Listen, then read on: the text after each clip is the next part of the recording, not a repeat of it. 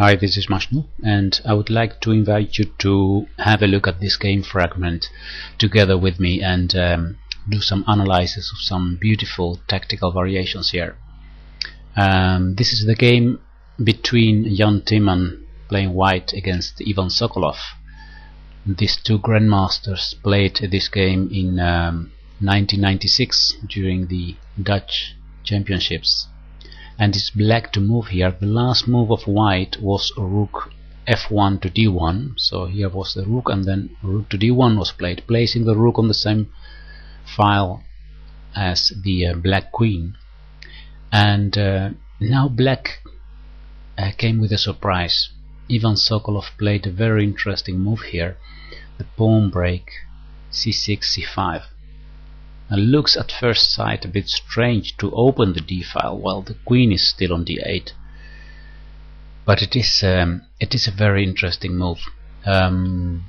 White took on c5 now, d takes c5, and the queen went to c7, attacking the pawn on c5. And well, as you can see, it's not possible for white to defend this pawn on c5. So what white did is he played his knight from c4 to b6, attacking the rook on a8. Now black goes for the control of the d file, rook a to d8. And after the trade of rooks, we see that black has control over the d file. His pieces are well placed, and if we look at white's pieces, we have a passive rook here, an undeveloped bishop on c1, and white's pieces are not working together. Black, on the other hand, is controlling not only the d file but also very important square d3. And black is also ready to recapture this pawn on c5. So black has a very nice position here. The game continued with e4, so white gaining a bit of more space, trying to control center square d5 and give him some space for his bishop to be developed. Now Sokolov played the move rook to d3. This move is very it's actually a kind of prophylactic move, we can say. Why is this a prophylactic move? Well, actually it prevents white from playing his bishop to e3, and that sounds a bit strange perhaps, but maybe you would like to analyze what happens if white would play now bishop to e3. With bishop to e3 he would defend this pawn on c5. Just, if you would like to pause the video and think a bit, look at this position. What would you do here with black? Alright, I'm going to show you. There is a very simple tactic actually. Rook takes e3, queen takes e3, and then knight to c2. And then after, for example, knight to b5 attacking the queen simply goes to e5. And well, after this black is going to take on a1 with his knight, and well, would have won a piece.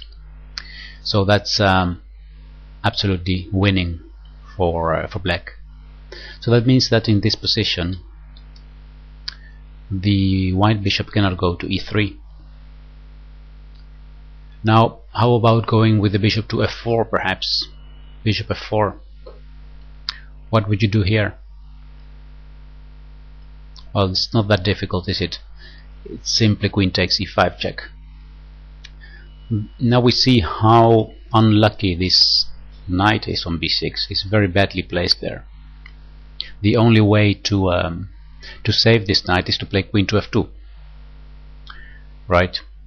But then follows queen takes queen, king takes queen, and now with a bit of imagination, we can see that this bishop could go here and give a check and capture the knight.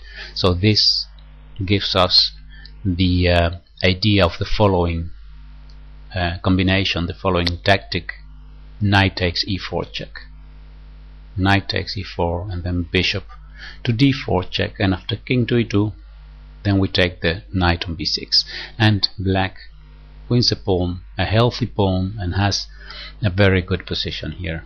His bishop's nicely placed, his knight on b4 is well placed, and his rook is activated.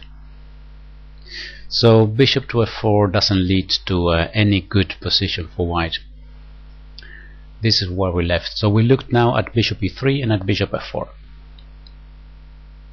In the game, Jan Timman played here bishop to f1, so bishop from g2 to f1, ready to move his queen with a discovered attack on the rook. And again, a beautiful surprise follows now, because black didn't take on c5 with check this time. What he did was he played the surprising move knight to g4. Knight to g4, placing this knight en prise there on g4.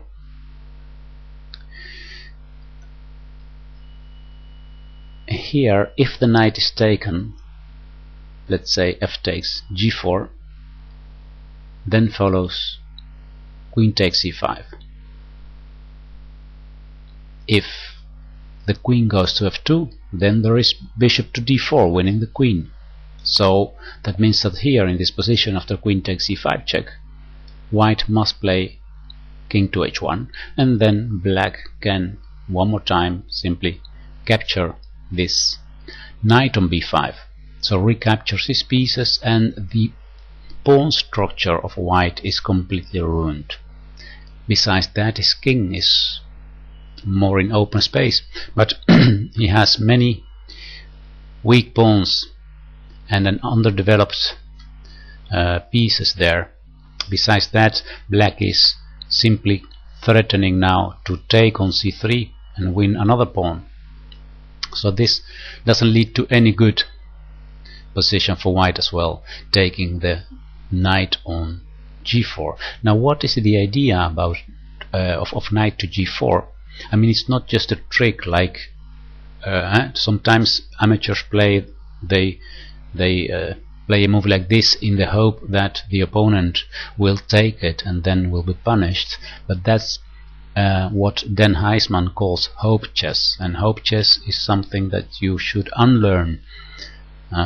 There is playing only with tricks is not the way to learn to play chess well. Actually, the idea of knight to g4 is that this knight controls f2 and e3.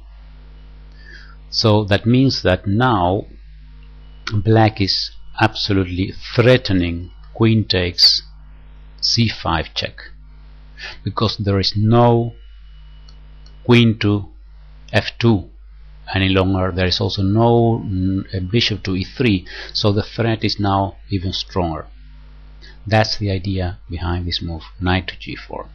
And of course, Sokolov calculated that this knight could not be taken. Well, it could be taken, but it leads to a better position for black. What happened in the game? In the game, Jan Timman played here the move knight b to d5. Attacks the queen, and the queen now took on c5. Check. White played king to g2, and here white played the move bishop takes d5. Now again, white can choose here to take on d5 with the pawn, with the knight. He can choose also to take on g4. What is the right thing to do? It's very difficult. In the game, Jan Timman played knight takes d5, and perhaps that's the least bad move. Let's have a look at f takes g4. What happens if white plays f takes g4 this time. Well, now follows bishop takes c3. After b takes c3, simply rook takes c3. If white would take the bishop now, then the second rank rook to c2 wins the queen. Bishop to d2 doesn't help because of queen takes d5 check, and after the king moves the bishop is captured. So let's return just a little bit here, because the other question of course is, when we take on c3 now, bishop takes c3 was the last move on the board in this variation. What if white takes on d5 now? Instead of taking the bishop on c3, he takes d5. This is a position that perhaps, if you like analyzing variations, perhaps you would like to have a look at this one. Pause the video if you like and see if you can find what is a good line here for black. There are different options. There is no just one winning line. There are different good moves here. All right, one of the nicest way to continue here with black is bishop to d2, threatening to win this bishop on c1. And if white takes the bishop on d2, then follows again queen takes d5 check. After the king moves, then we take on d2, and then we have a clearly much better position. Two passed pawns were pawn up, active pieces, opponent's king in open space. I told you that here, after e takes d5, that here there are several good moves. Also queen takes d5, playing this immediately is sufficient to gain advantage. This is a good move as well. I mean, here if the king goes to g1, then we have bishop to d4 check, and this is of course terrible because you lose immediately. And if the king goes to h3, then we can simply retreat this bishop, bishop f6 or bishop e5, and the position of black is fine. Bishop f6, by the way, defends e7, so that's why the bishop doesn't go to g7. So to f6 and e5 is fine. We need to defend this pawn. But well, anyway, material advantage for black and very active pieces. Alright, now let's return, because we were looking at, in this position, after bishop takes d5, we were looking at what happens after f takes g4. But in the game, knight takes d5 was played. And now followed knight takes d5.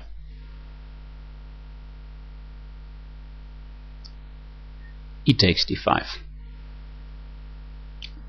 Let's return one move, because perhaps you wonder what happens if the queen takes a rook. Well, this is a nice moment to pause the video and have a look how to win this game in a few moves. Pause the video and find the winning variation here for black. Alright, black has a forced checkmate here. Queen f2 check. If the king goes to h1, then queen takes h2 is checkmate, and if the king goes to h3, again queen takes h2, king takes g4, and now queen to h5 is checkmate. You see the square f4 is controlled by the knight on d5, so this is checkmate. Now let's return. So if the queen takes the rook, then white will be checkmated. So what happened here is that white took on d5. Knight to e5 followed now, attacking the f3 pawn. Bishop f4, and black took here on d5, once more attacking the f3 pawn, having lots of pressure. And well, actually black is here a very healthy pawn up. The game continued about 15 moves longer, and actually we can say that here the things have calmed down.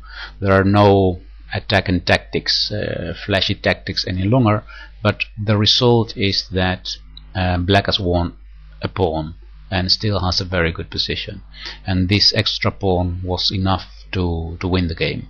Now there is of course the threat against f3, and to do something against this, white played rook to a3, but this is of course a very ugly move, since black can simply take this rook, and then this pawn structure is horrible. These two pawns on the a file are weak. By the way, taking now on f3 would be of course a mistake, because we don't have enough attacking pieces. There are three defending pieces: the king, the queen, and the rook. So we cannot directly take on f3, but we can take the rook and then ruin his pawn structure.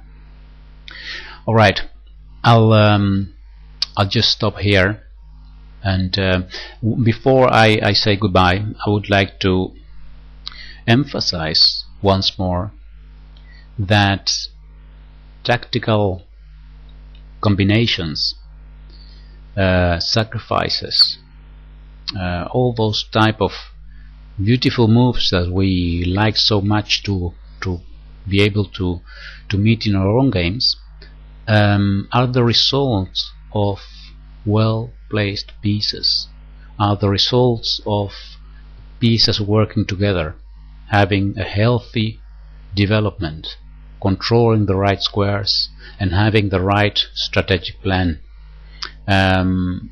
This is something that I would like to tell time and time again, because many people think that they don't need to learn strategy, just learning tactics is enough, but that's not true.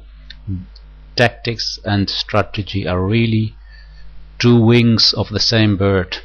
You need them both. You need to understand positional chess in order to find also tactical ideas and attacks in chess. Alright, thank you very much for watching. If you like the video, then please rate it, share it, and enjoy it. Alright, goodbye.